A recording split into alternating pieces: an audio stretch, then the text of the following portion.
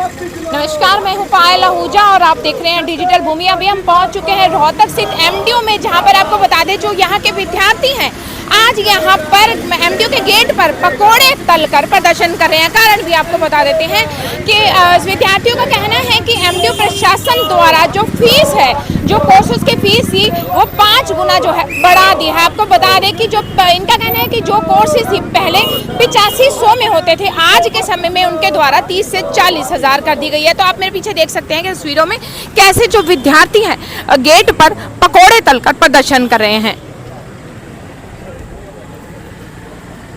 तो अभी हमारे साथ जो हैं दीपक जुड़े हैं, उनसे बात करते हैं कि इस बारे में उनका क्या कहना है, साथ ही पकोड़े तलकर प्रदर्शन करने का जो विचार है वो उनके दिमाग में कैसे आया। जी दीपक जी, आपका परिचय। मैं दीपक धनखड़, छात्र युवा संघर्ष समिति का पूर्व प्रदेश अध्यक्ष। दीपक, आज पकोड़े तलकर आप लोग प्रदर्शन कर रहे हो, क्या कारण है? इसका स्पष्ट कारण ये है कि अभी 2 सप्ताह पहले एमडीयू का प्रोस्पेक्टस जारी हुआ था यूजी कोर्सेज का। तो आप फीस अगर मैं बताऊं, ये फ़ीस हमने यहाँ पर दर्शा रखी है। तो जो पहले फ़ीस हमारी 8000 थी वो बढ़ाकर 30,000 कर दी। जो 8500 थी बीएससी की फ़ीस थी तो वो 40,000 कर दी। जो बीसीए की थी, होटल मैनेजमेंट की थी, जो फ़ीसें हमारी 9000 के आसपास थी वो फ़ीसें लगभग 60,000 रुपये कर दी। तो इतनी ज़्यादा फ़ीस बढ़ोतरी कर देना, शिक्षण संस्थानों का कोई भी ऐसा मतलब नहीं बनता कि भी इतनी ज़्यादा फ़ीस बढ़ोतरी करना। हमारा ये एक सांकेतिक तौर पर आज यूनिवर्सिटी प्रशासन को बताने का एक जरिया है कि भाई हम इस यूनिवर्सिटी में दाखिला नहीं ले सकते।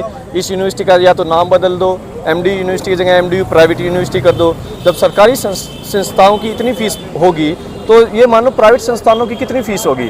तो एक किसान, मजदूर, मध्यम परिवार का विद्यार्थी इस यूनिवर्सिटी में कैसे दाखिला ले सकता है? जब इस यूनिवर्सिटी में दाखिला नहीं लेगा तो प्राइवेट में भी नहीं ले पाएगा। तो इसका स्पष्ट सा मतलब है कि 12वीं के बाद इस वर्ग के किसान, मजदूर का मेरा वर्ग और मजदूर के बच्चे इस यूनिवर्सिटी में दाखिला नहीं ले सकते। 12वीं के बाद उनकी पढ़ाई बंद हो जाएगी और हमें पकोड़े तलने पर मजबूर होना पड़ेगा। वहीं बात करें तो प्रशासन का, एमडी प्रशासन का यह कहना है कि उनके द्वारा नए कोर्सेज की जो है फीस बढ़ाई गई है। इस बारे में क्या? नए कोर्सेज, ये कोर्सेज पहले भी थे। पहले इंटीग्रेटेड 5 ईयर था, अभी इन्होंने 4 ईयर कर दिया इंटीग्रेटेड। पहले उसमें पीजी इंक्लूड था 5 ईयर में। अभी पीजी के लिए दोबारा से दाखिला 1 साल का अलग से लेना पड़ेगा। जो 4 साल की इन्होंने प्रक्रिया की है, इस 4 साल की प्रक्रिया के पहले भी ये यूजी कोर्सेज थे। तो जब 8500 रुपये फीस थी तो इतनी फीस बढ़ोतरी करने का क्या मतलब है? अगर मैं यही कोर्सेज बताऊं, सरकारी कॉलेज में निकीराम कॉलेज यहाँ से 1 किलोमीटर दूर है, वहाँ पर 7500 रुपये फीस है इस कोर्स की। तो सरकारी कॉलेज में और इस सरकारी यूनिवर्सिटी में ऐसा क्या अंतर आ गया कि वहाँ 7500 रुपये फीस है, यहाँ पर वही फीस बीएससी की 40,000 रुपये है। तो इतना मार्जिन बनता नहीं है यूनिवर्सिटी का। एक विद्यार्थी कोई गवर्नमेंट स्कूल से आता है, वो वहाँ बहुत फीस बहुत कम होती है, लेकिन जो बच्चा उसका सपना है कि मैं यूनिवर्सिटी में पढूं, वो बच्चा वहाँ से कम फीस में पढ़ के आ रहा है, वो यहाँ इतनी फीस कैसे अफोर्ड कर सकता है किसान का बच्चा? दीपक, वहीं बात करें कि कुछ दिन पहले आपने हस्ताक्षर अभियान चलाया था, तो उसके बाद आज आप ये प्रदर्शन कर रहे हैं। पहले तो ये बताइए कि ये पकोड़े तलकर यहाँ पर प्रदर्शन करने का जो विचार है वो आपके दिमाग में कैसे आया? ये पकोड़े तलने का विचार ऐसे आया, काफ़ी बच्चों के मेरे पास फ़ोन आए कि भैया हम किसान परिवार से हैं, हमारे फादर सफाई करते हैं, हम मजदूर परिवार से हैं। तो हमारा सपना था इस महर्षि दयानंद विश्वविद्यालय में एडमिशन लेने का। यहाँ निजी गांव के ही विद्यार्थी थे। बोले अब हम दाखिला नहीं ले पाएंगे, हम क्या करें? प्राइवेट में हमारे पास पढ़ने के लिए इतनी फ़ीस नहीं हमारे परिवार के पास, तो अब सरकारी की भी इतनी फ़ीस बढ़ा दी, तो अब हम क्या करें? तो मैंने और भी कोई तरीके हो सकते थे, पकोड़े क्यों? पकोड़े इसीलिए किए कि भाई हमें जब शिक्षा मिलेगी ही नहीं, शिक्षा के लिए इतनी महंगी कर दी, हम पढ़ ही नहीं सकते, तो रोजगार तो ऑब्वियसली बात है, बिना पढ़े रोजगार मिलेगा नहीं। जब रोजगार नहीं मिलेगा तो कोई ना कोई काम धंधा करना पड़ेगा। तो यहाँ पर भीड़ रहती है यूनिवर्सिटी की, तो एक संदेश देकर कि भाई अगर हम पढ़ाई नहीं कर पाएंगे तो ऐसे ही रोड पर कभी पकोड़े तलेंगे, पकोड़े तलकर अपना घर चलाना पड़ेगा, चाय बेचकर घर चलाना पड़ेगा, सब्जी की रेडी लगाकर घर बेचना पड़ेगा। तो हम मजबूर हैं, मजबूरी के कारण हमने ये यहाँ पर ये लगा। कोई अधिकारी अभी आपसे मिलने आया? कोई भी अधिकारी, एमडीयू का कोई भी अधिकारी यहाँ पर नहीं पहुँचा है। और बड़ी शर्म की बात है कि हक पर बैठे यूनिवर्सिटी प्रशासन। यूनिवर्सिटी प्रशासन को चिंता करनी चाहिए कि भाई ये यूनिवर्सिटी शिक्षण संस्थान का कर्तव्य बनता है ये कि उसके क्षेत्र में रहने वाले जिले के, प्रदेश के युवाओं को बेहतर शिक्षा कम से कम शुल्क में देने के लिए। ये नहीं है कि भाई आप इसका प्राइवेटाइजेशन कर यहाँ पर अरबपति, करोड़पति के बच्चे यहाँ पर पढ़ें और जो किसान मजदूर परिवार के हैं वो घर पर बैठे। तो दीपक, आए दिन आप लोग प्रदर्शन कर रहे हैं, इससे आप लोगों की पढ़ाई पे कितना फर्क पड़ता है? ओबियसली बात है कि पढ़ाई पर तो फ़र्क पड़ ही रहा है। और आप देखते रहे होगे गर्मी कितनी ज़्यादा है। इस चिलचिलाती गर्मी में अब यहाँ तो चलो पेड़ की छाए हैं, पेड़ की छाए के नीचे हम खड़े होकर यहाँ पर पकोड़े तल रहे हैं। तो इतनी गर्मी में यूनिवर्सिटी प्रशासन को सोचना चाहिए कि विद्यार्थी बीमार हो जाएंगे और इनकी बातें सुननी चाहिए। अगर यूनिवर्सिटी नहीं सुनती है तो हम सांकेतिक तौर पर धरना भी देंगे, राज्यपाल जी से भी मिलेंगे। जब भी हमारा समाधान नहीं होता तो हम धरने पर बैठेंगे, गेट पर ताला लगाएंगे। फिर भी नहीं होता तो हम अनशन पर भी बैठेंगे, भूख हड़ताल पर बैठेंगे। हमें बिल्कुल भी स्वीकार नहीं है इस फीस में यूनिवर्सिटी में दाखिला लेने के लिए।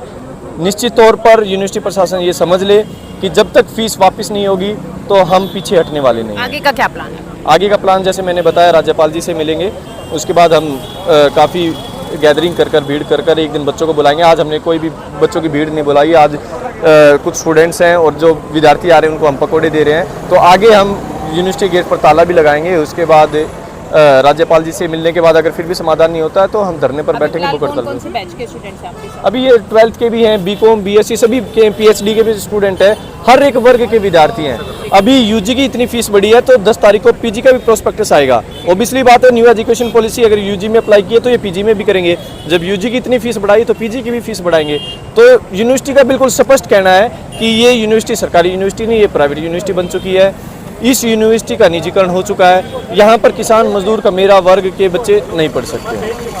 आपका परिचय? मैं अमन आलाडिया, स्टेट ज्वाइंट सेक्रेटरी हरियाणा से। आज के प्रदर्शन से क्या सरकार को जताना चाहते हैं? हम सिर्फ सरकार ये जताना चाहते हैं कि जो शिक्षा और स्वास्थ्य का जो एक मूलभूत अधिकार है ना, वो हर किसी को मिलना चाहिए। गरीब तबके का बच्चा हो, मजदूर तबके का बच्चा हो या कोई भी बच्चा हो, कि आपका मेरे वर्ग का सब किसी को शिक्षा मिलनी चाहिए। लेकिन इन्होंने शिक्षा इतनी वो महंगी कर दी है, एक नॉर्मल बच्चा शिक्षा को नहीं प्राप्त कर सकता। आगे की क्या रणनीति? आगे की रणनीति ये रहेगी कि क्या बोलते हैं, ज्ञापन देंगे हम राज्यपाल सर को। अगर राज्यपाल नहीं माने तो हम धरना प्रदर्शन करेंगे, धरना प्रदर्शन पर नहीं मांगे तो हम हड़ताल करेंगे। कब जाने वाले हैं राज्यपाल से मिलने? हम 4-5 दिन के अंदर राज्यपाल से मिलेंगे। और जो ये इन्होंने नई NEP लगाई है, न्यू एजुकेशन बोलते हैं, मैं इसको न्यू एजुकेशन पॉलिसी नहीं मानता, इसको मानता हूँ न्यू अर्निंग प्रोग्राम। कि जिस न्यू अर्निंग प्रोग्राम का मतलब ये है कि जो फीस हमें 8,000 की जब BSc करता था बच्चा, हम सब पढ़े 8,000 रुपये 4,000 रुपये में, उन्होंने 5-7%, 2-3% बढ़ा दो फीस, सीधे 40,000 करने क्या मतलब? तो वजह क्या मानते हैं अचानक से इतनी फीस वृद्धि का?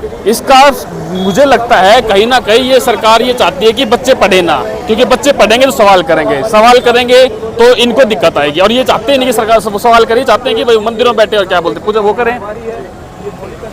तो आप लोगों ने देखा, ये थे हमारे साथ MDU के स्टूडेंट्स जो आज फीस वृद्धि के चलते पकोड़े तलकर प्रदर्शन कर रहे हैं। इसी के साथ मैं पाला हो जाए यहीं पर विराम लूंगी।